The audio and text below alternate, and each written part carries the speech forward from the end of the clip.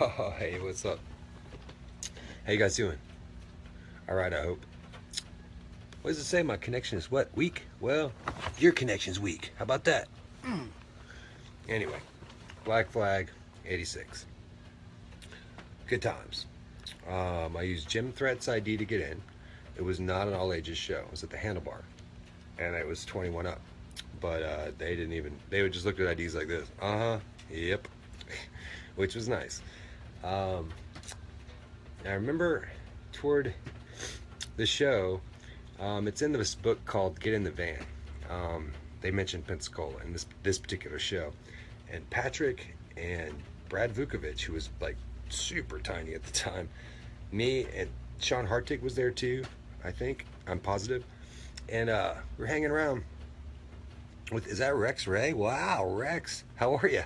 Good to see you, Denny. You might, I don't know, you might remember this. Not, no, you didn't live there at the time. Anyway, so it's all about the Black Flag show. So in the book Get in the Van, he mentioned some confused kids. What was really happening is Patrick has decided that the show is too expensive and that Henry Rollins is a sellout for charging $8 to get into the show. And he first starts off kind of cool, hanging out with him, chatting. We got him around the side of the building. And this is Henry Rollins during the long-haired phase, when he's like all super crazy long hair, and we were all bummed because he wasn't punk enough, but he was totally more punk than any of us. But he had long hair; it was confusing for us at the time, or something. But anyway, so they were. Pat just was like, "You're a sellout," and wanted to kick his ass and trying to get him close. They was like, "Let's beat his ass." And I was like, "I'm leaving because I don't want to kick the singer from Black Flag's butt or whatever, or have anything to do with it. Like I just want to see the cool show. Like I don't understand why you have beef with the guy. Yeah, it's a little expensive for a show, but whatever." But anyway, the show was amazing. They played all the hits, of course, and it seemed like an insane show because of all the action, everybody jumping around, going crazy, and it was really really fun. But it was only 100 people, packed to the gills. It was a handlebar, pretty small room at the time, and it was great. And then after the show, for some reason, AWOL Pokrant, who was later in the Scottish games, those games where you lift a telephone pole and you throw it really far. AWOL Pokrant somehow, for some reason, wanted to kick my ass. I'm a little scrawny kid, with some fucked up shaved haircut or whatever, and he had a weightlifting belt he used to wear around all the time. So he took off his weightlifting belt and he's trying to hit me with it. And at first I'm like, fuck.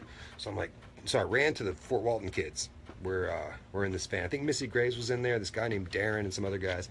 And I went to their van real quick to get some help, because they were a little older. They were like 17, 18, or whatever. But they were also real into drugs, half huff and paint and stuff. It was like, they were more like Gene Loves Jezebel punks or something. It was weird. But anyway, I went in there, knocked on the door. I was like, you guys help me out.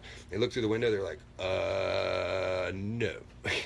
So I was by myself out there. I'm like, oh, fuck. So I'm dodging it while he's trying to hit me with this weightlifting belt, swinging it at me and trying to grab onto me. And I'm just dodging and running and trying to, hide. But I see the cops coming in the corner of my eye, coming up on the corner, right? So as they're coming up, I go, oh, don't hit me again. Don't hit me again. And of course, the cops are going to go after AWOL. They're not going to go after me. So they put him in the cop car. He didn't get arrested or anything, but, oh, I think I'm about to get interrupted. Okay. Back in a minute.